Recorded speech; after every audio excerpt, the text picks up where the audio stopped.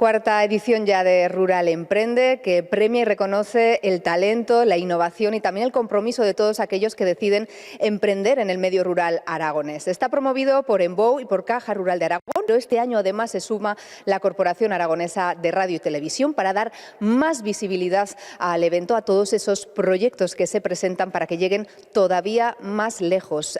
Ya se pueden recibir esas candidaturas y el premio son 6.000 euros y también una campaña publicitaria en Aragón Radio y Aragón Televisión.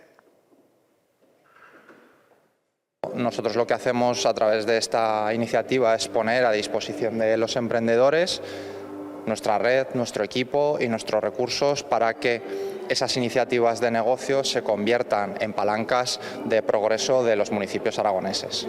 Pues este año aún esperamos que la participación sea mucho mayor y por eso lo que hemos hecho también es ampliar el número de posibles personas que puedan participar. No solamente nos quedamos en pueblecitos de 3.000 habitantes, sino ya hemos ampliado a 15.000. Creemos que podemos ser un punto de ayuda para todo aquel que comienza. Siempre se dice que los primeros años son los más complejos y nosotros queremos estar ahí dándole visibilidad, porque al final si te ven, te pueden escuchar, te pueden ver y te pueden elegir.